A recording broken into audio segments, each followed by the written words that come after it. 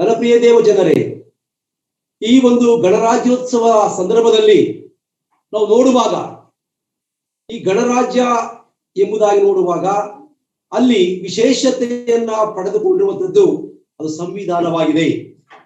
ಆ ಸಂವಿಧಾನವನ್ನ ನಾವು ಭಾಗವಾಗಿ ನಾವು ಆಲೋಚನೆ ಮಾಡುವಾಗ ಸತ್ಯವೇದದಲ್ಲಿರ್ತಕ್ಕಂಥ ಧರ್ಮೋಪದೇಶ ಕಾಂಡದಲ್ಲಿರ್ತಕ್ಕಂಥ ಎಲ್ಲಾ ವಿಷಯಗಳನ್ನ ಅಡಕ ಮಾಡಿ ಒಟ್ಟುಗೂಡಿಸಿದಾಗ ಯಾವ ವಿಷಯಗಳು ಇತ್ತೋ ಅದೆಲ್ಲವನ್ನು ನಾವು ಈ ಒಂದು ಸಂವಿಧಾನದಲ್ಲಿ ನೋಡುವಂತವರಾಗಿದ್ದೇವೆ.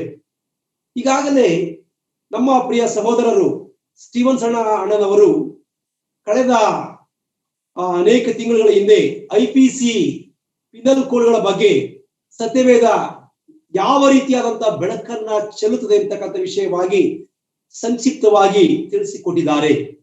ಹಾಗಾಗಿ ಈ ದಿನ ಕೂಡ ನಾನು ಈ ಒಂದು 73ನೇ ಗಣರಾಜ್ಯೋತ್ಸವ ಸಂದರ್ಭದಲ್ಲಿ ನಮ್ಮ ಸಂವಿಧಾನ ಏಕೆ, ಪ್ರಪಂಚದಲ್ಲಿರ್ತಕ್ಕಂಥ ಎಲ್ಲಾ ಸಂವಿಧಾನಗಳು ಕೂಡ ಸತ್ಯವೇದದ ಅಡಿಯಲ್ಲಿಯೇ ಇವೆ, ಸತ್ಯವೇದದ ಸತ್ಯವನ್ನೇ ಅಲ್ಲಿ ಅಡಕ ಮಾಡಿದೆ ಎಂಬ ಸತ್ಯವನ್ನ ಹೇಳುವುದಕ್ಕೆ ನಾನು ಹರ್ಷವುಳ್ಳವನಾಗಿದ್ದೇನೆ. ಸಂತೋಷದಿಂದ ಈ ವಿಷಯವನ್ನು ನಿಮ್ಮ ಮುಂದೆ ಹಂಚಿಕೊಳ್ಳುವಂತವನಾಗಿದ್ದೇನೆ. ಹಾಗಾಗಿ ಈ ದಿನ ಕೂಡ ನಾವು ಕರ್ತನ ಪಾದಗಳ ಸನ್ನಿಧಿಯಲ್ಲಿ ಬಂದು ಕರ್ತನ ವಾಕ್ಯದ ವಿಷಯವಾಗಿ ನಾವು ತಿಳಿಯಲಿಕ್ಕಾಗುವಾಗೆ ಕರ್ತನು ತಾನೇ ನಮ್ಮೆಲ್ಲರನ್ನ ಜೀವಿತರ ಸಂಖ್ಯೆಯಲ್ಲಿ ಎಣಿಕೆ ಮಾಡಿ ನಮ್ಮನ್ನು ಆಶೀರ್ವಾದ ಮಾಡಿ ನಾವೆಲ್ಲರೂ ಕೂಡ ಆರೋಗ್ಯದಿಂದ ಬಂದು ಈ ಒಂದು ಸಾಧನದ ಮುಂದೆ ಕುಳಿತು ಆ ಸತ್ಯ ವಾಕ್ಯಗಳನ್ನ ಕೇಳಲಿಕ್ಕಾಗುವಾಗೆ ಕರ್ತನು ಕೊಟ್ಟಂತ ಈ ಸಮಯಕ್ಕೋಸ್ಕರ ನಾನು ಆತನಿಗೆ ಅನಂತ ಕೋಟಿ ಸ್ತೋತ್ರಗಳನ್ನ ಸಲ್ಲಿಸುವಂತವನಾಗಿದ್ದೇನೆ. ಈಗಾಗಲೇ ನಾವು ಪೌಲನ ಬಗ್ಗೆ ಅನೇಕ ವಿಷಯಗಳನ್ನು ನಾವು ತಿಳಿಯುತ್ತಾ ಬಂದಿದ್ದೇವೆ. ಸತ್ಯವೇದ ಎಂಬುದಾಗಿ ಹೇಳುವಾಗ ಆ ಸತ್ಯವೇದವು ನಿತ್ಯ ನಿರಂತರ. ನಾವು ಎಷ್ಟು ಸಾರಿ ಸತ್ಯವೇದವನ್ನ ಓದುತ್ತೇವೆಯೋ ಅಷ್ಟು ಸಾರಿಯೂ ಕೂಡ ಸತ್ಯವೇದವು ನಮಗೆ ನಿತ್ಯವಾಗಿ ನಿರಂತರವಾಗಿ ಹೊಸದಾಗಿ ಕಾಣುವಂತ ಒಂದು ವಿಷಯವಾಗಿ ನಾವು ನೋಡುವಂತವರಾಗಿದ್ದೇವೆ. ಹಾಗಾಗಿ ಈ ಒಂದು ಪೌಲನ ಬಗ್ಗೆ ನಾವು ಅನೇಕ ವಿಷಯಗಳನ್ನು ನಾವು ಕಲಿಯುತ್ತಾ ಬಂದಿದ್ದೇವೆ. ನಾವು ರಕ್ಷಣೆ ಹೊಂದಿದ ದಿನದಿಂದ ಅಥವಾ ನಾವು ಚಿಕ್ಕವರಾಗಿರುವ ದಿನದಿಂದ ಇಲ್ಲಿಯ ತನಕ ನಾವು ಪೌಲನ ಬಗ್ಗೆ ತಿಳ್ಕೊಳ್ತಾ ಬಂದಿದ್ದೇವೆ, ತಿಳಿಯುತ್ತಾ ಬಂದಿದ್ದೇವೆ. ಆದರೂ ಕೂಡ ಎಲ್ಲೋ ಒಂದು ಕಡೆ ಇನ್ನೂ ನಾವು ಹೆಚ್ಚಾದ ರೀತಿಯಲ್ಲಿ ಪೌಲನ ಬಗ್ಗೆ ತಿಳಿಯಬೇಕಂತಕ್ಕಂಥ ಹಂಬಲ ಉಂಟಾಗುವಂತ ನೋಡುವಂತವರಾಗಿದ್ದೇವೆ. ಹಾಗಾಗಿ ಪೌಲನ ಬಗ್ಗೆ ಅನೇಕ ವಿಷಯಗಳನ್ನು ನಾವು ಕಲಿಯುತ್ತಾ ಬಂದಿದ್ದೇವೆ. ಇನ್ನು ಮುಂದೆಯೂ ಸಹ ಕಲಿಯುವುದಕ್ಕೆ ನಾವು ದೇವರ ಚಿತ್ತ ಇದ್ದರೆ ಒಡಂಬಟ್ಟು ನಾವು ಹೋಗುವಂತವರಾಗಿದ್ದೇವೆ. ಈ ದಿನ ನಾನು ನನ್ನ ಪ್ರಸ್ತಾಪಕ್ಕೋಸ್ಕರ ನಾನು ಆರಿಸಿಕೊಂಡಿರ್ತಕ್ಕಂಥ ಮತ್ತೊಬ್ಬ ಶ್ರೇಷ್ಠ ನಾಯಕ ಪೇತ್ರನು. ಆ ಪೇತ್ರನ ವಿಷಯದ ಕುರಿತು ಸ್ವಲ್ಪ ಹೊತ್ತು ನಾವು ಆಲೋಚನೆ ಮಾಡ್ತಾ ಬರೋಣ. ಪೇತ್ರನ ವಿಷಯಕ್ಕೆ ನಾವು ಬರುವಾಗ ನಮ್ಗೆಲ್ರಿಗೂ ಗೊತ್ತಿರುವ ಪ್ರಕಾರವಾಗಿ ಪೇತ್ರನ ಒಂದು ಜೀವಿತ ಅದು ವರ್ಣರಂಜಿತವಾಗಿರ್ತಕ್ಕಂಥ ಜೀವಿತವಾಗಿದೆ. ಪೇತ್ರನ ಜೀವಿತವನ್ನ ನಾವು ಅಭ್ಯಾಸ ಮಾಡುವಾಗ ಪೇತ್ರನ ಆತನ ಜೀವನ ಚರಿತ್ರೆ, ಆತನ ಯೌವನ, ಆತನ ಉದ್ಯೋಗ, ಆತನ ಸುವಾರ್ತೆಯ ಜೀವಿತ, ಆತನ ವೈವಾಹಿಕ ಜೀವಿತ, ಹೀಗೆ ಒಂದೊಂದನ್ನು ಕೂಡ ನಾವು ಸತ್ಯವೇದದಲ್ಲಿ ನಾವು ಸ್ಪಷ್ಟವಾಗಿ ನಾವು ನೋಡುವಂತವರಾಗಿದ್ದೇವೆ. ಹಾಗಾಗಿ ಈ ದಿನ ನಾನು ಕೊಟ್ಟಿರ್ತಕ್ಕಂಥ ಈ ಒಂದು ಅವಧಿನಲ್ಲಿ ಕೇವಲ ಬರೀ ಪೀಠಿಕೆಯನ್ನ ಮಾತ್ರ ಹೇಳಲಿಕ್ಕೆ ಸಾಧ್ಯ ಎಂಬುದಾಗಿ ನಾನು ನೆನೆಸುವಂತವನಾಗಿದ್ದೇನೆ. ಯಾಕೆ ಎಂಬುದಾಗಿ ನೋಡುವಾಗ ಈ ಪೇತ್ರ ಮತ್ತು ಪೌಲ ಇವರ ವಿಷಯವಾಗಿ ನಾವು ಮಾತಾಡುವಾಗ ಇದು ಬಹಳ ಆಳವಾಗಿರ್ತಕ್ಕಂಥ ಒಂದು ವಿಷಯವಾಗಿರೋದ್ರಿಂದ ಈ ವಿಷಯಗಳನ್ನ ನಾವು ಎಷ್ಟು ನಾವು ಕಲ್ತ್ಕೊಳ್ತೇವೋ, ಎಷ್ಟು ನಾವು ಆಳಕ್ಕೆ ಇಳಿಯುತ್ತೇವೋ ಅಷ್ಟು ಕೂಡ ನಮಗೆ ಇದು ಹೊಸ ವಿಷಯಗಳನ್ನ ಕಲಿಸುವಂತದ್ದಾಗುತ್ತದೆ. ಹಾಗಾಗಿ ಈ ದಿನ ನಾನು ಅಪೋಸ್ತಲರಲ್ಲಿ ಅಗ್ರಗಣ್ಯನು,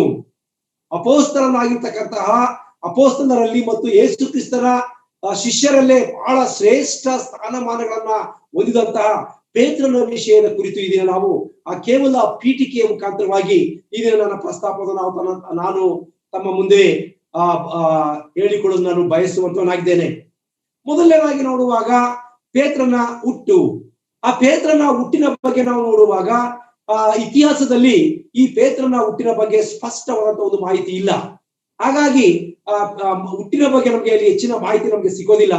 ಆದರೆ ಆ ಪೇತ್ರನ ತಂದೆಯ ಬಗ್ಗೆ ಮತ್ತು ತಮ್ಮನ ಬಗ್ಗೆ ನಾವು ಸತ್ಯವೇದದಲ್ಲಿ ನಾವು ನೋಡುವಂತವರಾಗಿದ್ದೇವೆ. ಅದೇ ನಾವು ಮತ್ತಾಯನ ಸುವಾರ್ತೆ 16ನೇ ಅಧ್ಯಾಯ 17ನೇ ವಚನಕ್ಕೆ ನಾವು ಬರುವಾಗ ಅಲ್ಲಿ ನಾವು ನೋಡ್ತೇವೆ, ಅಲ್ಲಿ ಕರ್ತನಾದಂತ ಯೇಸು ಕ್ರಿಸ್ತನು ಪೇತ್ರನನ್ನ ಕುರಿತು ಆತನ ತಂದೆಯ ವಿಷಯವನ್ನು ತಿಳಿಸುವುದನ್ನು ನೋಡುವಂತವರಾಗಿದ್ದೇವೆ. ನಾವು ನೋಡ್ತೇವೆ ಇವನ ತಂದೆ ಯೋನ ಎಂಬುದಾಗಿ.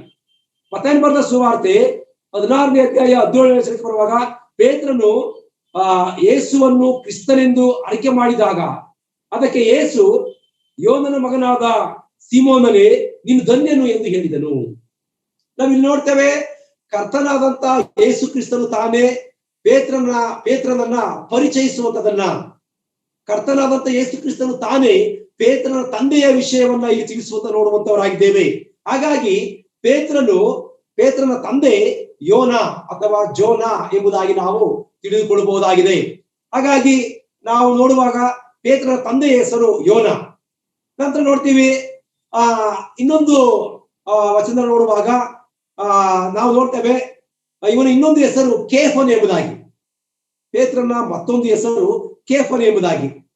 ಕೇಫನು ಅಥವಾ ಪೀಟರ್ ಎಂಬುದಾಗಿ ಕರೀತಾರೆ.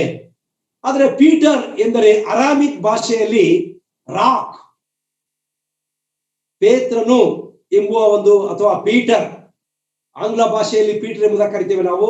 ಪೀಟರ್ ಎಂಬುದಾಗಿ ನಾವು ಕರೆಯುವಾಗ ಆ ಒಂದು ಪೀಟರ್ ಎಂಬತಕ್ಕಂಥ ಹೆಸರಿನ ಅರ್ಥ ಅರಾಮಿಕ್ ಭಾಷೆಯಲ್ಲಿ ನಾವು ನೋಡ್ತೇವೆ ರಾಕ್ ಅಂದ್ರೆ ಬಂಡೆ. ಕನ್ನಡದಲ್ಲಿ ನಾವು ಬಂಡೆ ಎಂಬುದಾಗಿ ನಾವು ತಿಳ್ಕೊಳ್ಬಹುದಾಗಿದೆ. ಅದನ್ನೇ ತಾನೇ ಕರ್ತನಾದ ಯೇಸು ಕ್ರಿಸ್ತನು ನೀನು ಬಂಡೆಯ ಮೇಲೆ ಸಭೆಯನ್ನ ಕಟ್ಟುವವನಾಗಿದ್ದೇನೆ ಎಂಬುದಾಗಿ ಆತನ ಕುರಿತು ಪ್ರಸ್ತಾಪ ಮಾಡಿರುವಂತ ನೋಡುವಂತವರಾಗಿದ್ದೇವೆ. ಹಾಗಾಗಿ ನಾವು ಪೇತ್ರನನ್ನ ಕೇಫನು, ಸೀಮೋನನು ಮತ್ತು ಪೀಟರ್ ಹೀಗೆ ಅನೇಕ ಹೆಸರುಗಳಿಂದ ನಾವು ಆತನ ಪರಿಚಯವನ್ನು ನಾವು ತಿಳ್ಕೊಳ್ಳುವಂತವರಾಗಿದ್ದೇವೆ. ನಂತರ ನೋಡುವಾಗ ಈತನ ಜನ್ಮಸ್ಥಳದ ಬಗ್ಗೆ ನಾವು ಸತ್ಯವೇದದಲ್ಲಿ ನೋಡುವಾಗ ಈತನ ಜನ್ಮಸ್ಥಳ ಗಲಿಲಾಯದ ಕಫೆರ್ನೌಮ್. ಪೇತ್ರನು ಗಲಿಲಾಯದ ಕಫೆರ್ನೌಮ್ ಎಂಬ ಸ್ಥಳದಲ್ಲಿ ಹುಟ್ಟಿದವನಾಗಿದ್ದನು. ಆತನ ಹೆಸರಿನ ಅರ್ಥ ಬಂಡೆ, ರಾಕ್ ಎಂಬುದಾಗಿ ನಾವು ಸತ್ಯವೇದವನ್ನು ನೋಡುವಂತವರಾಗಿದ್ದೇವೆ. ನಂತರ ನೋಡ್ತೇವೆ ನಾವು ಈ ಒಂದು ಪೇತ್ರನ ವಿಷಯಕ್ಕೆ ನಾವು ಬರುವಾಗ ಈತನು ಯೇಸು ಕ್ರಿಸ್ತನ ಮೊದಲನೆಯ ಶಿಷ್ಯನಾದನು. ಯೇಸು ಕ್ರಿಸ್ತನು ತಾನೇ ಈ ಲೋಕದಲ್ಲಿ ಸುವಾರ್ತೆಯನ್ನ ಸಾರುವುದಕ್ಕೆ ಮುಂಚಿತವಾಗಿ ಆತನು ಈ ಲೋಕದಲ್ಲಿರುವಾಗ ಆತನು 12 ಜನ ಶಿಷ್ಯರನ್ನ ಆಯ್ಕೆ ಮಾಡಿಕೊಂಡಿರ್ತಕ್ಕಂಥ ಸತ್ಯ ನಮ್ಮೆಲ್ಲರೂ ಕೂಡ ಗೊತ್ತಿದೆ. ಆತನು 12 ಜನ ಶಿಷ್ಯರನ್ನ ಆಯ್ಕೆ ಮಾಡಿಕೊಳ್ಳುವಾಗ ಮೊದಲನೇದಾಗಿ ಆತನು ಆಯ್ದುಕೊಂಡಂತ ಒಬ್ಬ ವ್ಯಕ್ತಿ ಯಾರಪ್ಪ ಅಂದ್ರೆ ಆತನು ಪೇತ್ರನೇ ಆಗಿದ್ದಾನೆ. ಇದಕ್ಕೆ ನಾವು ಪೂರಕವಾಗಿ ನಾವು ನೋಡ್ತೇವೆ ಸತ್ಯವೇದದ ಯೋಹಾನನ ಬರೆದ ಸುವಾರ್ತೆ 1ನೇ ಅಧ್ಯಾಯ 36ನೇ ವಚನದಿಂದ 40ನೇ ವಚನದವರೆಗೆ ನಾವು ಓದುವಾಗ ಅಲ್ಲಿ ನೋಡ್ತೇವೆ. ಮತ್ತು ಮತ್ತಾಯನ ಬರೆದ ಸುವಾರ್ತೆ 14ನೇ ಅಧ್ಯಾಯ 21ನೇ ವಚನಕ್ಕೆ ನಾವು ಬರುವಾಗ ಅಲ್ಲಿ ಕೂಡ ನಾವು ಕರ್ತನಾದಂತ ಯೇಸು ಕ್ರಿಸ್ತನು ಆರಿಸಿಕೊಂಡಂತಹ ಪ್ರಥಮ ಶಿಷ್ಯನು ಎಂಬುದಾಗಿ ನೋಡ್ತೇವೆ. ನಾವು ಕರ್ತನಾದಂತ ಯೇಸು ಕ್ರಿಸ್ತನು 12 ಜನ ಶಿಷ್ಯರನ್ನ ಆರಿಸಿಕೊಂಡಾಗ ಪ್ರಪ್ರಥಮವಾಗಿ ಆತನು ಸಿಮೋನ್ ಪೇತ್ರನನ್ನ ಆರಿಸಿಕೊಂಡನು ಎಂಬುದಾಗಿ ನೋಡ್ತೇವೆ ನಾವು. ಆ ಸಿಮೋನ್ ಪೇತ್ರನು ತನ್ನ ತಮ್ಮನಾಗಿರ್ತಕ್ಕಂಥ ಆಂದ್ರೆಯನ ಕೂಡ ಆತನು ಏನ್ ಮಾಡ್ತಾ ಇದ್ದ, ಆತನು ತನ್ನ ಸ್ವಂತವಾದಂತಹ ದೋಣಿಯಲ್ಲಿ ಆತನು ಮೀನುಗಳನ್ನ ಹಿಡಿಯುತ್ತಿದ್ದಂತ ಸಂದರ್ಭದಲ್ಲಿ ಕರ್ತನಾದಂತ ಯೇಸು ಕ್ರಿಸ್ತನ ಆತನನ್ನ ಕರೆದನು ಎಂಬುದಾಗಿ ನೋಡ್ತೇವೆ ನಾವು. ಹಾಗಾಗಿ ನಾವು ಈತನನ್ನ ಕರ್ತನಾದಂತ ಯೇಸು ಕ್ರಿಸ್ತನ ಪ್ರಥಮ ಶಿಷ್ಯನು, ಕರ್ತನಾದಂತ ಯೇಸು ಕ್ರಿಸ್ತನಿಂದ ಆರಿಸಲ್ಪಟ್ಟಂತಹ ಪ್ರಥಮ ಶಿಷ್ಯನು ಎಂಬುದಾಗಿ ನಾವು ಆ ಸತ್ಯವೇದದಲ್ಲಿ ನೋಡುವಂತವರಾಗಿದ್ದೇವೆ. ಹಾಗೇನೆ ನೋಡುವಾಗ ಈತನ ತಮ್ಮನು ಆಂದ್ರೇಯ ಮತ್ತು ಸಿಮೋನ್ ಪೇತ್ರ ಇಬ್ಬರು ಕೂಡ ಕರ್ತನಾದ ಯೇಸು ಕ್ರಿಸ್ತನ ಶಿಷ್ಯರಾಗಿ ಆತನ ಹಿಂದೆ ಹೊರಟರು ಎಂಬುದಾಗಿ ನಾವು ನೋಡುವಂತವರಾಗಿದ್ದೇವೆ. ಹಾಗಾಗಿ ಸುಮಾರು ಈತನ ವಿಷಯಕ್ಕೆ ನಾವು ಬರುವಾಗ ಮತ್ತೆ ಕ್ರಿಸ್ತಪೂರ್ವ 42ರಿಂದ 44ನೇ ಅವಧಿಯಲ್ಲಿ, ಕ್ರಿಸ್ತಪೂರ್ವ 42ರಿಂದ 44ರ ಅವಧಿಯಲ್ಲಿ ಅಗ್ರಿಪ ರಾಜನಿಂದ ಈತನು ಸೆರೆಗೆ ಹಾಕಲ್ಪಟ್ಟು ಎಂಬುದಾಗಿ ನೋಡ್ತೇವೆ ನಾವು. ಕ್ರಿಸ್ತಪೂರ್ವ 42ರಿಂದ 44ನೇ ಇಸವಿಯ ಅವಧಿಯಲ್ಲಿ ಅಗ್ರಿಪ ಅನ್ನುವಂತ ರಾಜನು ಈತನನ್ನ ಸೆರೆಗೆ ಹಾಕಿದನು. ಅಂದ್ರೆ ಏನು ನಾವು ನೋಡುವಾಗ ಪೇತ್ರನು ಕರ್ತನಾದಂತ ಯೇಸು ಕ್ರಿಸ್ತನು ಈ ಲೋಕವನ್ನ ಬಿಟ್ಟು ಆ ಪರಲೋಕಕ್ಕೆ ಏರಿ ಹೋದ ನಂತರ ಆತನು ಬಹಳ ಧೈರ್ಯದಿಂದ ಸುವಾರ್ತೆಯನ್ನ ಸಾರುವಂತ ಸಂದರ್ಭದಲ್ಲಿ ಆ ಸುವಾರ್ತೆಯನ್ನ ಕೇಳಿ ಎಲ್ಲ ಜನರು ಕೂಡ ಕರ್ತನಾದಂತ ಯೇಸು ಕ್ರಿಸ್ತನನ್ನೇ ಸತ್ಯ ದೇವರು ಎಂಬುದಾಗಿ ತಿಳುಕೊಳ್ಳುವಂತಹ ಸಂದರ್ಭದಲ್ಲಿ ಆತನನ್ನ ಸೆರೆಗೆ ಹಾಕಿದನು ಅಗ್ರಿಪ ರಾಜನು ಎಂಬುದಾಗಿ ನಾವು ಸತ್ಯವೇದದಲ್ಲಿ ನಾವು ಓದುವಂತವರಾಗಿದ್ದೇವೆ. ನಂತರ ನೋಡ್ತೇವೆ ನಾವು ಕ್ರಿಸ್ತಪೂರ್ವ 64ನೇ ಇಸ್ವಿನಲ್ಲಿ ಕ್ರಿಸ್ತಪೂರ್ವ 64ನೇ ಇಸ್ವಿನಲ್ಲಿ ನೀರೋ ಚಕ್ರವರ್ತಿ ಆತನ ಆಡಳಿತದ ಕಾಲದಲ್ಲಿ ಈ ಒಂದು ಸಿಮೋನ್ ಪೇತ್ರನನ್ನ ಅಥವಾ ಪೇತ್ರನನ್ನ ತಳತಳಕ್ಕಾಗಿ ಆತನನ್ನ ಶಿಲುಬೆಗೆ ಹಾಕಿಸಿದನೆಂಬುದಾಗಿ ನಾವು ಇತಿಹಾಸದಲ್ಲಿ ನಾವು ನೋಡುವಂತವರಾಗಿದ್ದೇವೆ. ಆತನನ್ನ ಶಿಲುಬೆಗೆ ಹಾಕುವುದಕ್ಕೆ ಬಂದಾಗ ಪೇತ್ರನು ತಾನೇ ಆ ಚಕ್ರವರ್ತಿ ಎದುರು ಧೈರ್ಯವಾಗಿ ಕೇಳುವಂತಹ ಮಾತು, ನಾನು ನನ್ನ ಕರ್ತನಾದಂತ ಯೇಸು ಕ್ರಿಸ್ತನ ರೀತಿಯಲ್ಲ ಅಷ್ಟು ಯೋಗ್ಯತೆ ನನ್ನಲ್ಲಿ ಇಲ್ಲ. ಆತನು ಶಿಲುಬೆಯ ಮರಣವನ್ನು ಅನುಭವಿಸಿದ ರೀತಿಯಲ್ಲಿ ನಾನು ಮರಣವನ್ನು ಅನುಭವಿಸುವ ಶಕ್ತನಲ್ಲ. ಆದ್ರಿಂದ ಒಂದು ವೇಳೆ ನನ್ನ ನೀವು ಶಿಲುಬೆಗೆ ಹಾಕ್ಲೇಬೇಕೆಂಬುದಾಗಿ ನೀವು ಬಯಸುವಂತದ್ದಾದರೆ ನೀವು ನನ್ನನ್ನ ತಳತಳಕನಾಗಿ ನೀವು ಶಿಲುಬೆಗೆ ಹಾಕಬಹುದು ಎಂಬುದಾಗಿ ಹೇಳಿದನೆಂಬುದಾಗಿ ನಾವು ಇತಿಹಾಸದಲ್ಲಿ ನೋಡುವಂತವರಾಗಿದ್ದೇವೆ. ಹೀಗೆ ಈತನ ಒಂದು ಜೀವಿತ, ಈತನ ಎಲ್ಲಾ ಜೀವಿತದ ದಿನಗಳು ಕೂಡ ಬಹಳ ವರ್ಣರಂಜಿತವಾಗಿದೆ ಎಂಬುದಾಗಿ ನಾವು ಸತ್ಯವೇದದಲ್ಲಿ ನೋಡುವಂತವರಾಗಿದ್ದೇವೆ. ಹಾಗಾಗಿ ಈ ಒಂದು ಪೇತ್ರನ ಬಗ್ಗೆ ನಾವು ಹೆಚ್ಚಾಗಿ ಕೆಥೋಲಿಕ್ ಸಂಪ್ರದಾಯದಲ್ಲಿ, ಕೆಥೋಲಿಕ್ ಚರ್ಚ್ನಲ್ಲಿ ಮತ್ತು ಸಿರಿಯಾಕ್ ಅಂತಕ್ಕಂಥ ಒಂದು ಚರ್ಚ್ನಲ್ಲಿ ಮತ್ತು ಲ್ಯಾಟರ್ ಡೇ ಇನ್ ಕ್ರೈಸ್ಟ್ ಅಂತಕ್ಕಂಥ ಚರ್ಚ್ಗಳಲ್ಲಿ ಈ ಸಿಮೋನ್ ಪೇತ್ರನ ಬಗ್ಗೆ ಹೆಚ್ಚಿನ ಒಂದು ಗೌರವವನ್ನ ಹೆಚ್ಚಿನ ರೀತಿಯಲ್ಲಿ ಇದನ್ನ ಬಿಂಬಿಸುವಂತ ನೋಡುವಂತವರಾಗಿದ್ದೇವೆ. ಹೆಚ್ಚಾಗಿ ಕೆಥೋಲಿಕ್ ಚರ್ಚ್ಗಳಲ್ಲಿ, ಸಿರಿಯನ್ ಚರ್ಚ್ಗಳಲ್ಲಿ ಮತ್ತು ಲ್ಯಾಟರ್ ಡೇ ಕ್ರೈಸ್ಟ್ ಅಂತಕ್ಕಂಥ 3 ಸಭೆಗಳಲ್ಲಿ ಹೆಚ್ಚಾಗಿ ಈ ಒಂದು ಸಿಮೋನ್ ಪೇತ್ರನ ಬಗ್ಗೆ ಅವರು ಹೆಚ್ಚಾಗಿ ಆತನನ್ನ ಬಳಸ್ತಾರೆ ಎಂಬುದಾಗಿ ನಾವು ಇತಿಹಾಸದಲ್ಲಿ ನೋಡುವಂತವರಾಗಿದ್ದೇವೆ. ಹಾಗಾಗಿ ಈ ದಿನ ನಾವು ಕೂಡ ಈ ಒಂದು ನಮ್ಮ ಈ ದಿನದ ನಾಯಕನಾಗಿರ್ತಕ್ಕಂತಹ ಈ ಒಂದು ಪೇತ್ರನ ಬಗ್ಗೆ ನಾವು ಆತನ ಜೀವನ ಚರಿತ್ರೆಯನ್ನ ಅಥವಾ ಪೀಠಿಕೆಯನ್ನ ತಿಳಿಯೋದಕ್ಕಿಂತ ಮುಂಚಿತವಾಗಿ ನಾವು ಪೇತ್ರನ ಬಗ್ಗೆ ನಾವು ಅರಿಯುವಾಗ, ಪೇತ್ರನ ಬಗ್ಗೆ ನಾವು ತಿಳ್ಕೊಳ್ಬೇಕಾದ್ರೆ ನಾವು 4 ಭಾಗವಾಗಿ ಈತನ ಬಗ್ಗೆ ಹೆಚ್ಚಿನ ಮಾಹಿತಿಯನ್ನು ನಾವು ಕಲಿತ ಬರಬಹುದು. ಪೇತ್ರನ ಬಗ್ಗೆ ನಾವು ಸತ್ಯವೇದದಲ್ಲಿ ಓದುವಾಗ, ಸತ್ಯವೇದದಲ್ಲಿ ನೋಡುವಾಗ ಅಥವಾ ಇತಿಹಾಸದಲ್ಲಿ ನಾವು ನೋಡುವಾಗ 4 ರೀತಿಯಲ್ಲಿ ಈತನ ಬಗ್ಗೆ ನಾವು ಕಲಿತಾ ಬರಬಹುದಾಗಿದೆ. 4 ಭಾಗಗಳಾಗಿ ಈತನ ಜೀವನವನ್ನ ನಾವು ಭಾಗ ಮಾಡಬಹುದಾಗಿದೆ. ಮೊದಲನೇದಾಗಿ ನೋಡುವಾಗ ಆತನ ಪ್ರಾರಂಭಿಕ ಜೀವಿತ. ಈ ಪೇತ್ರನ ಪ್ರಾರಂಭಿಕ ಜೀವಿತವನ್ನು ನಾವು ನೋಡ್ತೇವೆ. ಈ ಪೇತ್ರನ ಪ್ರಾರಂಭಿಕ ಜೀವಿತದಲ್ಲಿ ನಾವು 4 ಸುವಾರ್ತೆಗಳನ್ನ ನಾವು ಸಮನಾಗಿ ನೋಡುವಂತವರಾಗಿದ್ದೇವೆ. ಈ 4 ಸುವಾರ್ತೆಗಳಲ್ಲಿ ನಾವು ಪೇತ್ರನ ಬಗ್ಗೆ ನಾವು ನೋಡುವಂತವರಾಗಿದ್ದೇವೆ. ಒಟ್ಟು ಹೊಸ ಒಡಂಬಡಿಕೆಯ ಸತ್ಯವೇದದ ಮತ್ತಾಯನ ಬರೆದ ಸುವಾರ್ತೆಯಿಂದ ಹಿಡಿದು ಪ್ರಕಟಣೆ ಗ್ರಂಥದವರೆಗೆ ಆ ಪೇತ್ರನ ವಿಷಯವಾಗಿ 156 ಸಾರಿ ಪೇತ್ರನು ಎಂಬುದಾಗಿ ಬರೆಯಲ್ಪಟ್ಟಿದೆ. ಅಂದ್ರೇನು? 156 ಸಾರಿ ಪೇತ್ರನ ವಿಷಯವನ್ನ ಕುರಿತು ನಾವು ಸತ್ಯವೇದವನ್ನು ನೋಡುವಂತವರಾಗಿದ್ದೇವೆ.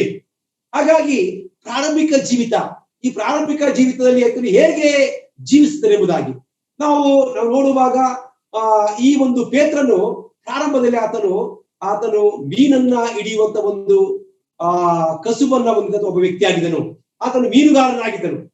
ಆತನು ಮೀನನ್ನ ಹಿಡಿದು ಜೀವನವನ್ನ ಮಾಡ್ತಾ ಇದ್ದಂತ ಒಬ್ಬ ವ್ಯಕ್ತಿಯಾಗಿದ್ದನು. ಹಾಗಾಗಿ ನಾವು ನೋಡ್ತೇವೆ, ನಾವು ಆತನು ಸ್ವಂತ ಒಂದು ದೋಣಿಯನ್ನ ಹೊಂದಿದನು. ಸ್ವಂತ ದೋಣಿಯನ್ನ ಹೊಂದಿ ತಮ್ಮನಾದಂತ ಆಂದ್ರೆಯನ ಜೊತೆ ಸೇರಿಕೊಂಡು ಆತನು ಮೀನನ್ನ ಹಿಡಿಯುವಂತ ಒಬ್ಬ ವ್ಯಕ್ತಿಯಾಗಿದ್ದನು. ನಂತರ ನೋಡ್ತೇವೆ ನಾವು ಆಗಿನ ಕಾಲಕ್ಕೆ ಆತನು ಉತ್ತಮವಾದಂತ ಒಂದು ಜೀವಿತವನ್ನೇ ನಡೆಸ್ತಾ ಇದ್ದನು. ಸ್ವಂತ ದೋಣಿಯನ್ನ ಹೊಂದಿದ್ರಿಂದ ಮತ್ತು ಆತನು ಮೀನನ್ನ ಹಿಡಿದು ಜೀವಿಸ್ತಾ ಇದ್ರಿಂದ ಎಷ್ಟೋ ಸಾರಿ ಅಮೂಲ್ಯವಾಗಿರ್ತಕ್ಕಂಥ ಮೀನುಗಳು ಸಿಗ್ತಾ ಇದ್ವು. ಎಷ್ಟೋ ಸಾರಿ ಈಗಲೂ ಕೂಡ ನೋಡ್ತೇವೆ ನಾವು ಫ್ರಾನ್ಸ್ ಅಥವಾ ಈ ಸೀಗಡಿ ಬೆಲೆ 1 ಕೆಜಿಗೆ ಹೆಚ್ಚು ಕಡಿಮೆ 1,000 ರೂಪಾಯಿಗೂ ಹೆಚ್ಚಾಗಿದೆ. ಹಾಗಾಗಿ ಆ ದಿನಗಳಲ್ಲೂ ಕೂಡ ಮೀನು, ಸೀಗಡಿ ಇಂತಹ ಒಂದು ಜಲಚರ ಪ್ರಾಣಿಗಳಿಗೆ ಅತಿಯಾದಂತ ಒಂದು ಬೆಲೆ ಇತ್ತು. ಹಾಗಾಗಿ ಆತನು ಒಂದು ಉನ್ನತವಾದಂತಹ ಸ್ಥಿತಿಯಲ್ಲಿದ್ದನು. ಆತನು ಉನ್ನತವಾದಂತಹ ಸ್ಥಿತಿಯಲ್ಲಿ ಆತನು ಜೀವಿಸ್ತಾ ಇದ್ದಾನೆ ಎಂಬುದಾಗಿ ನಾವು ಪ್ರಾರಂಭಿಕ ಜೀವಿತಗಳನ್ನ 4 ಸುವಾರ್ತೆಗಳನ್ನ ನಾವು ನೋಡುವಂತವರಾಗಿದ್ದೇವೆ. ಮೊದಲನೇದಾಗಿ. ಎರಡನೇದಾಗಿ ನೋಡುವಾಗ ನಾವು ನೋಡ್ತೇವೆ ಪ್ರಮುಖವಾಗಿ ಈತನು ಪ್ರಯಾಸದಿಂದ ಈತನು ಸುವಾರ್ತೆಯನ್ನು ಸಾರಿದನು. ಮೊದಲನೇದಾಗಿ ಪ್ರಾರಂಭಿಕ ಜೀವಿತವನ್ನು ನೋಡುವಾಗ ಆತನು ಸುಸ್ಥಿರವಾಗಿದ್ದನು. ಎರಡನೇ ವಿಷಯಕ್ಕೆ ನಾವು ಬರುವಾಗ ಬಹಳ ಪ್ರಯಾಸ ಪಟ್ಟು ಈತನು ಸುವಾರ್ತೆಯನ್ನು ಸಾರಿದನು. ಸ್ವಂತ ಖರ್ಚಿನಿಂದ ತನ್ನ ಊಟವನ್ನು ತಾನೇ ತನ್ನ ಊಟದ ಖರ್ಚನ್ನು ಸಹ ತಾನೇ ಭರಿಸಿಕೊಂಡವನಾಗಿ ಈತನು ಬಹಳ ಪ್ರಯಾಸದಿಂದ ಈತನು ಸುವಾರ್ತೆಯನ್ನು ಸಾರಿದನೆಂಬುದಾಗಿ ನೋಡ್ತೇವೆ. ಇದು ಎರಡನೇ ವಿಷಯ.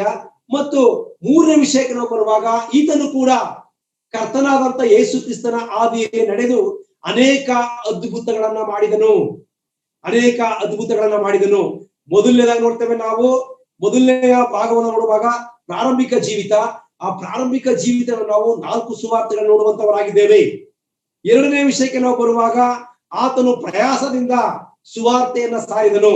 ಮೂರನೇ ವಿಷಯಕ್ಕೆ ನಾವು ಬರುವಾಗ ಈತನು ಕೂಡ ಕರ್ತನಾದಂತ ಯೇಸು ಕ್ರಿಸ್ತನ ರೀತಿಯಲ್ಲೇ ಅನೇಕ ಅದ್ಭುತ ಕಾರ್ಯಗಳನ್ನ ಮಾಡಿದನು. ಈ ಎರಡು ವಿಷಯಗಳನ್ನ ನಾವು ಎಲ್ಲಿ ಓದ್ತೇವೆ ಎಂಬುದನ್ನು ನೋಡುವಾಗ ಅಪೊಸ್ತಲರ ಕೃತ್ಯಗಳನ್ನ ಓದುವಂತವರಾಗಿದ್ದೇವೆ. 4 ಸುವಾರ್ತೆಗಳಲ್ಲಿ ಮತ್ತು ಅಪೊಸ್ತಲರ ಕೃತ್ಯಗಳಲ್ಲಿ ನಾವು ಪೌಲನ ಬಗ್ಗೆ ನಾವು ಹೆಚ್ಚಾದಂತ ಒಂದು ವಿಷಯಗಳನ್ನು ನಾವು ತಿಳಿದುಕೊಳ್ಳುವಂತವರಾಗಿದ್ದೇವೆ. ನಂತರ 4ನೇ ವಿಷಯಕ್ಕೆ ನಾವು ಬರುವಾಗ ಆತನು ಪತ್ರಿಕೆಗಳನ್ನ ಬರೆದದ್ದು. ಆತನು 2 ಪತ್ರಿಕೆಗಳನ್ನ ಬರೆದಿದ್ದಾನೆ. ಆತನ ಪತ್ರಿಕೆಗಳ ಹೆಸರು ಮೊದಲನೇ ಪೇತ್ರನು ಮತ್ತು 2ನೇ ಪೇತ್ರನು ಎಂಬುದಾಗಿ. ಅಲ್ಲಿ ಆತನು ಸಭೆಯನ್ನ ಕುರಿತು, ಯೌವನಸ್ಥರನ್ನ ಕುರಿತು ಮತ್ತು ಈ ಲೋಕದ ಸಂಗತಿಗಳನ್ನ ಕುರಿತು ಮತ್ತು ಕಡೆಯ ದಿನಮಾನಗಳನ್ನ ಕುರಿತು ಆತನು ಬರೆಯುವಂತ ನೋಡುವಂತವರಾಗಿದ್ದೇವೆ. ಹಾಗಾಗಿ ಪೇತ್ರನು ಒಬ್ಬ ವರ್ಣರಂಜಿತವಾದ ವ್ಯಕ್ತಿಯಾಗಿದ್ದನು. ಪೇತ್ರನು ಒಬ್ಬ ಶ್ರೇಷ್ಠ ಸೇವಕನಾಗಿದ್ದನು. ಪೇತ್ರನು ಒಬ್ಬ ಯೇಸು ಕ್ರಿಸ್ತನಿಗೆ ಮೆಚ್ಚುಗೆ ಅಂತ ಒಬ್ಬ ಶಿಷ್ಯನಾಗಿದ್ದನು. ಹೀಗೆ ಅನೇಕ ಉಪಮಾನಗಳನ್ನ ಕೊಟ್ಟು ನಾವು ಪೇತ್ರನ ಬಗ್ಗೆ ನಾವು ತಿಳಿದುಕೊಳ್ಳುವಂತ ವಿಷಯವನ್ನು ನಾವು ಸತ್ಯವಾಗಿ ನೋಡುವಂತವರಾಗಿದ್ದೇವೆ. ನಂತರ ನೋಡ್ತೇವೆ ನಾವು ಪೇತ್ರನ ವ್ಯಕ್ತಿತ್ವ. ಈ ದಿನ ಬಹಳ ಮುಖ್ಯವಾಗಿ ಈ ಒಂದು ಪೀಠಿಕೆಯಲ್ಲಿ ಪೇತ್ರನ ಬಗ್ಗೆ ನಾವು ಪೀಠಿಕೆಯನ್ನು ನಾವು ತಿಳ್ಕೊಂಡಿದ್ದೇವೆ. ಆ ಪೀಠಿಕೆ ಅವನ ಜೀವಿತ ಹೇಗಿತ್ತು ಮತ್ತು ಅವನ 4 ಭಾಗಗಳಾಗಿ ನಾವು ಹೇಗೆ ಆತನನ್ನ ನಾವು ವಿಭಾಗ ಮಾಡಿಕೊಂಡು ಆತನ ತಿಳ್ಕೊಳ್ಬಹುದು. ಇದು ಆತನ ಪೀಠಿಕೆ ಆಗಿದೆ. ನಂತರ ಎರಡನೇ ವಿಷಯಕ್ಕೆ ನಾವು ಬರುವಾಗ ಅದರಲ್ಲಿ ಮೊದಲನೇದಾಗಿ ನಾವು ನೋಡುವಾಗ ಪೇತ್ರನ ವ್ಯಕ್ತಿತ್ವ ಹೇಗಿತ್ತು ಎಂಬುದಾಗಿ. ಆ ಪೇತ್ರನ ವ್ಯಕ್ತಿತ್ವದ ವಿಷಯವನ್ನು ನಾವು ಕುರಿತು ನಾವು ನೋಡುವಾಗ ನಾವು ನೋಡ್ತೇವೆ. ಮೊದಲನೇದಾಗಿ ಪೇತ್ರನ ವ್ಯಕ್ತಿತ್ವದಲ್ಲಿ ನೋಡುವಾಗ ತ್ವರಿತವಾಗಿ ಯೇಸುವನ್ನ ಹಿಂಬಾಲಿಸಿದನು. ತ್ವರಿತವಾಗಿ ಯೇಸು ಕ್ರಿಸ್ತನನ್ನ ಹಿಂಬಾಲಿಸಿದಂತ ವ್ಯಕ್ತಿ ಅಂದ್ರೆ ಏನು? ಯಾವ ವಿಧವಾಗಿರ್ತಕ್ಕಂತಹ ಯಾವ ಒಂದು ನಿಬಂಧನೆಗಳಿಲ್ಲದೆ, ಯಾವ ಮರು ಮಾತನಾಡದೆ ಆತನು ಕರೆದಾತನ ಮಾತಿಗೆ ಹೋಗ್ಬಿಟ್ಟು ಆತನನ್ನು ಹಿಂಬಾಲಿಸಿದನು. ಇದನ್ನ ನಾವು ನೋಡ್ತೇವೆ. ನಾವು ಮತ್ತಾಯನ ಬರೆದ ಸುವಾರ್ತೆ 4ನೇ ಅಧ್ಯಾಯ 19ನೇ ವಿಷಯಕ್ಕೆ ನಾವು 19ನೇ ವಚನಕ್ಕೆ ನಾವು ಬರುವಾಗ ದ ಮ್ಯಾಥ್ಯೂ ಚಾಪ್ಟರ್ 4 ವರ್ಸ್ 19. ಮತ್ತಾಯನ ಬರೆದ ಸುವಾರ್ತೆ 4ನೇ ಅಧ್ಯಾಯ 19ನೇ ವಚನಕ್ಕೆ ನಾವು ಬರುವಾಗ ಅಲ್ಲಿ ನೋಡ್ತೇವೆ ನಾವು ಕರ್ತನಾದಂತ ಯೇಸು ಕ್ರಿಸ್ತನು ಅಲ್ಲಿ ಸಮುದ್ರ ತೀರಕ್ಕೆ ಬಂದಿದ್ದಾರೆ. ಕರ್ತನಾದ ಯೇಸು ಕ್ರಿಸ್ತನು ಸಮುದ್ರ ತೀರಕ್ಕೆ ಬಂದಾಗ ಅಲ್ಲಿ ಪೇತ್ರನು ತನ್ನ ತಮ್ಮನಾಗಿರ್ತಕ್ಕಂಥ ಆಂದ್ರೆಯನ್ನ ಕೂಡ ಆತ ಏನ್ ಮಾಡ್ತಿದ್ದಾನೆ ಈಗ? ಆತನು ಮೀನುಗಳನ್ನ ಹಿಡಿಯುವುದಕ್ಕೋಸ್ಕರ ಮಾಡ್ತಾನೆ ಈಗ ಸಿದ್ಧತೆಯನ್ನ ಮಾಡ್ಕೊಳ್ತಾ ಇದ್ದಾನೆ. ಆ ಸಿದ್ಧತೆಯನ್ನು ಮಾಡ್ಕೊಂಡು ಬಲೆಗಳನ್ನ ತೊಳಿತಾ ಇದ್ದಾನೆ. ಬಲೆಗಳನ್ನ ತೊಳಿತದ ಸಂದರ್ಭದಲ್ಲಿ ಕರ್ತನಾದಂತ ಯೇಸು ಕ್ರಿಸ್ತನು ಅಲ್ಲಿಗೆ ಆಗಮಿಸಿ ಪೇತ್ರನನ್ನು ದೃಷ್ಟಿಸಿ ನೋಡಿದನು. ಪೇತ್ರನನ್ನ ದೃಷ್ಟಿಸಿ ನೋಡಿ ಆತನನ್ನ ಕರೆಯುವಾಗ ನೋಡ್ರಿ ನಾವು ನೋಡ್ತೇವೆ. ಅದೇ ಮತ್ತಾಯನ ಬರೆದ ಸುವಾರ್ತೆ 4ನೇ ಅಧ್ಯಾಯ 19ನೇ ವಚನ ನಾವು ಬರುವಾಗ ಅಲ್ಲಿ ಆತನು ನನ್ನ ಹಿಂದೆ ಬನ್ನಿರಿ, ಮನುಷ್ಯರನ್ನು ಹಿಡಿಯುವ ಬೆಸ್ತರನ್ನಾಗಿ ನಿಮ್ಮನ್ನು ಮಾಡುವೆನು ಎಂದನು. ನೋಡ್ರಿ, ಕರ್ತನಾದಂತ ಯೇಸು ಕ್ರಿಸ್ತನು ಪೇತ್ರನನ್ನ ಕರೆಯುವುದಕ್ಕಿಂತ ಮುಂಚಿತವಾಗಿ, ಕರ್ತನಾದ ಯೇಸು ಕ್ರಿಸ್ತನ ದೃಷ್ಟಿ ಆತನ ಮೇಲೆ ಬೀಳುವುದಕ್ಕಿಂತ ಮುಂಚಿತವಾಗಿ ಆತನ ಕೇವಲ ಒಬ್ಬ ಮೀನುಗಾರನಾಗಿದ್ದನು, ಕೇವಲ ಒಬ್ಬ ಯೋನನ ಮಗನಾಗಿದ್ದನು, ಕೇವಲ ಒಬ್ಬ ಆಂದ್ರೆಯನ ಅಣ್ಣನಾಗಿದ್ದನು. ಹೀಗೆ ಆತನು ತನ್ನ ಜೀವಿತವನ್ನ ಜೀವಿಸ್ತಾ ಇದ್ದನು. ಆದ್ರೆ ಕರ್ತನಾದ ಯೇಸು ಕ್ರಿಸ್ತನು ಆತನನ್ನ ಕರೆದಂತ ವಿಷಯ ನೋಡ್ರಿ, ಬನ್ನಿರಿ, ನಾನು ನಿಮ್ಮನ್ನ ಮನುಷ್ಯರನ್ನು ಹಿಡಿಯುವ ಬೆಸ್ತರನ್ನಾಗಿ ಮಾಡುತ್ತೇನೆ. ನೋಡ್ರಿ, ಬೆಸ್ತರ ಕೆಲಸ ಏನು? ಅವ್ರು ಮೀನನ್ನು ಹಿಡಿಯುವಂತ ಕೆಲಸ. ಆ ಮೀನನ್ನ ಹಿಡಿಯುವಂಥದ್ದು. ಆ ಮೀನು ಮತ್ತು ಮನುಷ್ಯನ ಜೀವಿತ ಎರಡಕ್ಕೂ ಕೂಡ ಸತ್ಯವೇದದಲ್ಲಿ ಒಂದು ಉತ್ತಮವಾದ ಒಂದು ತಾಳೆ ಇದೆ.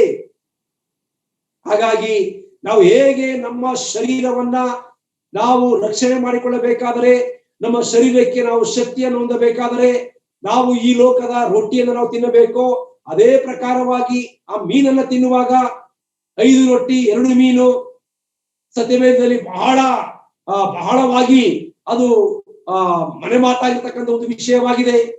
ಕರ್ತನಾದ ಯೇಸು ಕ್ರಿಸ್ತನು ತಾನೇ ಆ ಮೀನುಗಳನ್ನ 12 ಬುಟ್ಟಿಗಳನ್ನಾಗಿ ಮಾಡಿ ಆ ಶಿಷ್ಯರಿಗೆ ಕೊಟ್ಟು ಅಲ್ಲಿದಂತ ಎಲ್ಲಾ ಜನರಿಗೂ ಹಂಚಿರುವಂತ ನೋಡುವಂತವರಾಗಿದ್ದೇವೆ. ಮೀನು ಒಂದು ಪೌಷ್ಟಿಕವಾದ ಆಹಾರವಾಗಿದೆ. ಹಾಗಾಗಿ ಆತನು ಮೊದಲನೆಯ ಜೀವಿತದಲ್ಲಿ ಪ್ರಾರಂಭದಲ್ಲಿ ಆತನು ಮೀನನ್ನು ಹಿಡಿಯುವಂತ ಒಬ್ಬ ಬೆಸ್ತನಾಗಿದ್ದನು. ಈಗ 4ನೇ ಅಧ್ಯಾಯ 19ನೇ ವಚನಕ್ಕೆ ಬರುವಾಗ ಕರ್ತನಾದ ಯೇಸು ಕ್ರಿಸ್ತನು ಸೀಮೋನನನ್ನ ಕುರಿತು, ಪೇತ್ರನನ್ನ ಕುರಿತು ಹೀಗೆ ಹೇಳುವಂತವನಾಗಿದ್ದೇನೆ, ನನ್ನ ಹಿಂದೆ ಬನ್ನಿರಿ, ನಾನು ನಿಮ್ಮನ್ನ ಮನುಷ್ಯರನ್ನು ಹಿಡಿಯುವ ಬೆಸ್ತರನ್ನಾಗಿ ನಿಮ್ಮನ್ನು ಮಾಡುವೆನು ಎಂದು ಹೇಳುತ್ತಲೇ ಅವರು ತಮ್ಮ ಬಲೆಗಳನ್ನು ಬಿಟ್ಟು ಆತನ ಹಿಂದೆ ಹೋದರು. ನೋಡ್ರಿ, ಎಂತ ಒಂದು ಅದ್ಭುತವಾಗಿರ್ತಕ್ಕಂಥ ಒಂದು ವಿಷಯ. ಅವರು ಏನ್ ಮಾಡ್ತಿದ್ದಾರೆ, ಈಗ ಬಲೆಗಳನ್ನ ತೊಳಿತಾ ಇದ್ರು. ಅವರ ಆಲೋಚನೆ ಏನು, ಅವರ ಉದ್ದೇಶ ಏನು? ಸಮುದ್ರದ ಆಳಕ್ಕೆ ಇಳಿದು ಉತ್ತಮವಾದ ಮೀನುಗಳನ್ನು ಹಿಡಿಬೇಕು ಅಂತಕ್ಕಂಥ ಆಲೋಚನೆ ಉಳ್ಳವರಾಗಿ ಅವ್ರೇನ್ ಮಾಡಿದ್ರು, ಬಲೆಗಳನ್ನ ತೊಳಿತಾ ಇದ್ರು. ಆದ್ರೆ ಕರ್ತನಾದ ಯೇಸು ಕ್ರಿಸ್ತನು ಅವರ ಜೀವಿತದಲ್ಲಿ ಬಂದು ಅವರನ್ನ ಕರೆದು, ಬನ್ನಿ, ನಾನು ನಿಮ್ಮನ್ನ ಮನುಷ್ಯರನ್ನು ಹಿಡಿಯುವ ಬೆಸ್ತರನ್ನಾಗಿ ಮಾಡ್ತೇನೆ ಎಂಬುದಾಗಿ ಹೇಳಿದನು. ನೋಡ್ರಿ, ಇವತ್ತು ನನ್ನನ್ನು ನಿನ್ನನ್ನು ಕೂಡ ಕರ್ತನಾದ ಯೇಸು ಕ್ರಿಸ್ತನು ಕರೆಯುವಂತವನಾಗಿದ್ದಾನೆ. ಆತನ ಕರೆಗೆ ನಾವು ಹೋಗೊಟ್ಟು ಬರುವಾಗ ಈಗೋ ಬಾಗಿಲನ್ನು ನಿಂತುಕೊಂಡು ತಟ್ತಾ ಇದ್ದಾನೆ ಎಂಬುದಾಗಿ ಆತನು ಪ್ರಕಟಣೆ ಪುಸ್ತಕ ನಾವು ಹೇಗೆ ಓದ್ತೇವೋ ಅದೇ ಪ್ರಕಾರವಾಗಿ ನನ್ನ ಕರ್ತನು, ನನ್ನ ಒಡೆಯನು ಈ ದಿನ ನಮ್ಮೆಲ್ಲರನ್ನ ಆತನು ಹೀಗೆ ಕರೆಯುವಂತವನಾಗಿದ್ದಾನೆ. ಬನ್ನಿರಿ. ಪೇತ್ರನು ತಾನೇ ಆತನ ಶಬ್ದಕ್ಕೆ ಕಿವಿಗೊಟ್ಟನು, ಆತನ ಮಾತಿಗೆ ಕಿವಿಗೊಟ್ಟನು. ಆತನಲ್ಲಿ ವಿಧೇಯತೆ ಇತ್ತು. ಆತನು ತಾನೇ ತನ್ನ ಎಲ್ಲಾ ಸರ್ವಸ್ವವನ್ನು ಬಿಟ್ಟನು. ನೋಡಿ, ಆತನು ತನ್ನ ಸ್ವಂತ ದೋಣಿಯನ್ನ ಬಿಟ್ಟನು, ಮೀನುಗಳನ್ನು ಬಿಟ್ಟನು. ತನ್ನ ಕುಟುಂಬದ ಬಗ್ಗೆ ಯೋಚನೆ ಮಾಡಲಿಲ್ಲ, ತನ್ನ ತಂದೆ ತಾಯಿಗಳ ಬಗ್ಗೆ ಯೋಚನೆ ಮಾಡಲಿಲ್ಲ. ಆತನು ತ್ವರಿತವಾಗಿ, ಅಂದ್ರೇನು, ಇನ್ಸ್ಟೆಂಟ್, ಬೇಗನೆ ಕಂಡು ರೆಪ್ಪೆ ಮುಚ್ಚಿ ಬಡಿಯೋರು ಯಾವುದೇ ರೀತಿಯ ಆಲೋಚನೆ ಮಾಡದೆ ಯೇಸು ಕ್ರಿಸ್ತನು ಆತನನ್ನ ಕರೆದನು. ಕರೆದಾತನ ಮಾತಿಗೆ ಆತನ ನಂಬಿಕೆ ಉಳ್ಳವನಾಗಿ ಆತನ ಹಿಂದೆ ಹೋದನು. ನಾವು ನೋಡ್ತೇವೆ ನಾವು ಆದಿಕಾಂಡಗಳ ಪುಸ್ತಕ 12ನೇ ಅಧ್ಯಾಯ 4ನೇ ವಚನಕ್ಕೆ ನಾವು ಬರುವಾಗ ಅಲ್ಲಿ ಮತ್ತೊಬ್ಬನ ಕರೆಯುವಿಕೆ ನೋಡುವಂತವರಾಗಿದ್ದೇವೆ. ಆತನು ಯಾರಾಗಿದ್ದಾನೆ? ಆತನು ತಾನೇ ಅಬ್ರಹಾಮನಾಗಿದ್ದಾನೆ. ಆತನು ಕೂಡ ಹೊಸ ಒಡಂಬಡಿಕೆಯಲ್ಲಿ ಸೀಮೋನ ಪೇತ್ರನು ಹೇಗೆ ಕರ್ತನಾದಂತ ಯೇಸು ಕ್ರಿಸ್ತನ ಮಾತಿಗೆ ಒಳಪಟ್ಟು ಆತನ ಮಾತಿಗೆ ಮರು ಮಾತನಾಡದೆ ತನ್ನ ಬಳೆಗಳನ್ನು ಬಿಟ್ಟು, ತನ್ನ ದೋಣಿಯನ್ನು ಬಿಟ್ಟು, ತನ್ನ ಬಂಧು ಬಳಗಳನ್ನು ಬಿಟ್ಟು ಹೇಗೆ ಆತನು ಕರ್ತನಾದಂತ ಯೇಸು ಕ್ರಿಸ್ತನನ್ನ ಆತನು ಹಿಂಬಾಲಿಸಿದನೋ ಅದೇ ಪ್ರಕಾರವಾಗಿ, ಅದೇ ಮಾದರಿಯಲ್ಲಿ ಅಬ್ರಹಾಮನು ಸಹ ಯೆಹೋವನನ್ನ ಹಿಂಬಾಲಿಸಿದಂತ ನೋಡುವಂತವರಾಗಿದ್ದೇವೆ. ಆದಿಕಾಂಡಗಳ ಪುಸ್ತಕ 12ನೇ ಅಧ್ಯಾಯ 4ನೇ ವಚನಕ್ಕೆ ನಾವು ಬರುವಾಗ ಯೆಹೋವನು ಹೇಳಿದ ಮೇರೆಗೆ ಅಬ್ರಹಾಮನು ಹೊರಟು ಹೋದನು. ನಾವಿಲ್ಲಿ ನೋಡ್ತೇವೆ, ನಾವು ಅಬ್ರಹಾಮನು ದೇವರ ಆಜ್ಞೆಯನ್ನು ಹೊಂದಿ ಸ್ವದೇಶದಿಂದ ಕಾನಾನ್ ದೇಶಕ್ಕೆ ಬಂದದ್ದು. ಈ ಒಂದು 12ನೇ ವಚನ ನೋಡುವಾಗ ನಾವು ನೋಡ್ತೇವೆ, ಅಲ್ಲಿ ಅಬ್ರಾಮ ಅಂತಕ್ಕಂಥ ಒಬ್ಬ ವ್ಯಕ್ತಿ ಇದ್ದಾನೆ. ಅಬ್ರಾಮ ಆತನು ಯಾರು? ಆತನು ವಿಗ್ರಹಗಳನ್ನ ಮಾರಾಟ ಮಾಡ್ತಂತವನು. ಆತನಿಗೆ ಕರೆದಾತನು ಯಾರು ಎಂಬುದಾಗಿ ಗೊತ್ತಿಲ್ಲ, ಯೆಹೋವ ದೇವರು ಯಾರಂತ ಗೊತ್ತಿಲ್ಲ. ಆತನು ತನ್ನಷ್ಟಕ್ಕೆ ತಾನೇ ವಿಗ್ರಹಗಳನ್ನ ಮಾರಾಟ ಮಾಡಿಕೊಂಡು ಆತನು ಕೂಡ ಶ್ರೇಷ್ಠವಾಗಿ, ಆತನು ಬಹಳ ಉನ್ನತವಾಗಿ ಜೀವಿಸಿದಂತ ಒಬ್ಬ ವ್ಯಕ್ತಿಯಾಗಿದ್ದನು. ಆತನೀಗ ಸಂಧ್ಯಾ ಕಾಲಕ್ಕೆ ಬಂದಿದ್ದಾನೆ. ತನ್ನ ಯೌವನವನ್ನ ಕಳೆದು ಆತನು ತನ್ನ ಕಡೆಯ ಕಾಲಕ್ಕೆ ಅವನು ಬರ್ತಾ ಇದ್ದಾನೆ. ಈಗಿರುವಾಗ, ಇಂತಹ ಸಂದರ್ಭದಲ್ಲಿ ಆತನು ತನ್ನ ಸ್ವದೇಶದಲ್ಲಿ ಸಂತೋಷವಾಗಿರುವಾಗ, ಎಲ್ಲಾ ರೀತಿಯಲ್ಲೂ ಕೂಡ ಆತನು ಸೆಟ್ಲ್ ಆಗಿರುವಾಗ, ಅವನು ದೇವರ ಬಗ್ಗೆನೇ ಆಲೋಚನೆ ಮಾಡದೇ ಇರುವಂತ ಸಂದರ್ಭದಲ್ಲಿ ಯೆಹೋವನ ಕರೆ ಆತನಿಗೆ ಬಂತು. ಅಬ್ರಹಾಮನೇ, ಆತನು ಹೇಳುವಂತ ಮಾತೇನು? ಯೆಹೋವನು ಹೇಳಿದ ಮೇರೆಗೆ ಅಬ್ರಹಾಮನು ಹೊರಟು ಹೋದನು. ಆತನು ಹೇಳುವಂತ ಮಾತೇನು? ಅಬ್ರಹಾಮನೇ, ನೀನು ನಿನ್ನ ಸ್ವದೇಶವನ್ನು ಬಂಧು ಬಳಗವನ್ನು ಬಿಟ್ಟು ನಾನು ತೋರಿಸುವ ಸ್ಥಳಕ್ಕೆ ನೀನು ಹೋಗು. ಕರ್ತನೆ ನೀನ್ ಯಾರು? ಮೋಶೆ ಕೇಳ್ದ, ಕರ್ತನೆ ನೀನ್ ಯಾರು ಎಂಬುದಾಗಿ. ಆದ್ರೆ ಇಲ್ಲಿ ನೋಡ್ತೇವೆ ನಾವು, ಅಬ್ರಹಾಮನು ಯಾರು ಎಂಬುದಾಗಿ ಕೇಳಲಿಲ್ಲ. ಅಬ್ರಹಾಮನೇ, ನೀನು ನಿನ್ನ ಸ್ವದೇಶವನ್ನು ಬಂಧು ಬಳಗವನ್ನು ಎಲ್ಲವನ್ನ ಬಿಟ್ಟು ನಾ ತೋರಿಸುವಂತ ಸ್ಥಳಕ್ಕೆ ನೀನು ಹೋಗು, ನಿನ್ನ ನನ್ನ ದೊಡ್ಡ ಜನಾಂಗವಾಗಿ ಮಾಡ್ತೇನೆ ಎಂಬುದಾಗಿ ಆತನು ಹೇಳ್ದ. ಕರೆದಾತನ ಶಬ್ದ ಏನು ಎಂಬುದಾಗಿ ಆತನಿಗೆ ಗೊತ್ತಿಲ್ಲ. ಅಸಲಿಗೆ ಕರೆದಾತನು ಯಾರೆಂಬುದಾಗಿ ಆತನಿಗೆ ಗೊತ್ತಿಲ್ಲ. ಆತನು ಆ ಕರೆದಾತನ ಮಾತನ್ನ ನಂಬಿದನು. ನಂಬಿ ಆತನ ನಂಬಿಕೆ ಎಷ್ಟು ಮಟ್ಟಿಗಿತ್ತು ಎಂಬುದಾಗಿ ನೋಡುವಾಗ, ಆತನು ತನ್ನ ಸ್ವಂತ ಮಗನನ್ನು ಕೂಡ ಆತನು ತನ್ನ ದೇವರಿಗೆ ಯೆಹೋವನಿಗೆ ಸಮರ್ಪಣೆ ಮಾಡುವಷ್ಟರ ಮಟ್ಟಿಗೆ ಆತನ ನಂಬಿಕೆ ಇತ್ತು. ಆ ನಂಬಿಕೆಯಲ್ಲಿ ಆತನು ಜೀವಿಸಿದನು. ಆ ನಂಬಿಕೆ ಆತನ ಪಾಲಿಗೆ ನೀತಿ ಎಂಬುದಾಗಿ ಎಣಿಸಲ್ಪಡ್ತು. ನನ್ನ ಪ್ರಿಯ ದೇವಜನರೇ, ಈ ದಿನ ನನ್ನನ್ನು ನಿನ್ನನ್ನು ಸಹ ಪೇತ್ರನನ್ನು ಕರೆದ ರೀತಿಯಲ್ಲಿ, ಅಬ್ರಹಾಮನ ಕರೆದ ರೀತಿಯಲ್ಲಿ ನಮ್ಮೆಲ್ಲರನ್ನು ಆತನು ಕರೆಯುವಂತವನಾಗಿದ್ದಾನೆ. ಯಾಕೆ ಎಂಬುದಾಗಿ ನೋಡುವಾಗ, ನಾವು ನಮ್ಮದೇ ಆದಂತ ಕೆಲಸ ಕಾರ್ಯಗಳಲ್ಲಿ, ನಮ್ಮದೇ ಆದಂತ ಸ್ಥಿತಿಗತಿಗಳಲ್ಲಿ ನಾವು ನಮ್ಮದೇ ಆದಂತ ಸ್ಥಿತಿಗತಿ ನಾವು ಜೀವಿಸುವಾಗ ಕರ್ತನು ನನ್ನನ್ನ, ನಿಮ್ಮನ್ನ, ನಮ್ಮೆಲ್ಲರನ್ನ ಆತನು ಕರೆಯುವಂತವನಾಗಿದ್ದಾನೆ. ನಾವು ನೋಡ್ತೇವೆ ಅಲ್ಲಿ ಮತ್ತಾಯನ ಬರೆದ ಸುವಾರ್ತೆ ನಾವು ಓದಿದ ಪ್ರಕಾರವಾಗಿ, ಬನ್ನಿರಿ ನಾನು ನಿಮ್ಮನ್ನ ಇಂದಿನಿಂದ ಮನುಷ್ಯರನ್ನ ಹಿಡಿಯುವ ಬೆಸ್ತರನ್ನಾಗಿ ಮಾಡ್ತೇನೆ ಎಂಬುದಾಗಿ ಕರ್ತನಾದ ಯೇಸು ಕ್ರಿಸ್ತನು ತಾನೇ ಪೇತ್ರನನ್ನ ಕರೆದನು. ಅದೇ ಪ್ರಕಾರವಾಗಿ ನಾವು ನೋಡ್ತೇವೆ, ಅಬ್ರಹಾಮನೇ, ನಾನು ತೋರಿಸುವಂತ ಸ್ವದೇಶವನ್ನು ಬಿಟ್ಟು ನಾನು ತೋರಿಸುವಂತ ಕಾನಾನ್ ದೇಶಕ್ಕೆ ನೀನು ಹೋಗು. ಆತನು ಮರು ಮಾತನಾಡಲಿಲ್ಲ. ಯೆಹೋವನು ಹೇಳಿದ ಮೇರೆಗೆ ಅಬ್ರಹಾಮನು ಹೊರಟು ಹೋದನು. ಯೇಸು ಕ್ರಿಸ್ತನು ಕರೆದ ಮೇರೆಗೆ ಆತನು ತನ್ನ ಬಲೆಗಳನ್ನ ಬಿಟ್ಟು ಕರ್ತನಾದ ಯೇಸು ಕ್ರಿಸ್ತನನ್ನ ಆತನು ಹಿಂಬಾಲಿಸಿದನು. ನಾವು ನೋಡುವಾಗ ಪೇತ್ರನು ಈಗಿರುವಾಗ ಕರ್ತನಾದ ಯೇಸು ಕ್ರಿಸ್ತನನ್ನ ಆತನು ಹಿಂಬಾಲಿಸಿದ್ರಿಂದ ಪೇತ್ರನು ಮನುಷ್ಯರನ್ನು ಹಿಡಿಯುವ ಅಭ್ಯಸ್ತನಾದನು. ಪೇತ್ರನು ಕರ್ತನಾದಂತ ಯೇಸು ಕ್ರಿಸ್ತನ ಮಾತನ್ನ ಕೇಳಿ ತನ್ನ ಬಲೆಗಳನ್ನ ಬಿಟ್ಟು ಆತನು ಹೇಗೆ ಕರ್ತನಾದ ಯೇಸು ಕ್ರಿಸ್ತನ ಹಿಂಬಾಲಿಸಿದನೋ ಅಂದಿನಿಂದ ಆತನು ಮನುಷ್ಯರನ್ನು ಹಿಡಿಯುವಂತ ಅಭ್ಯಸ್ತನಾದನು.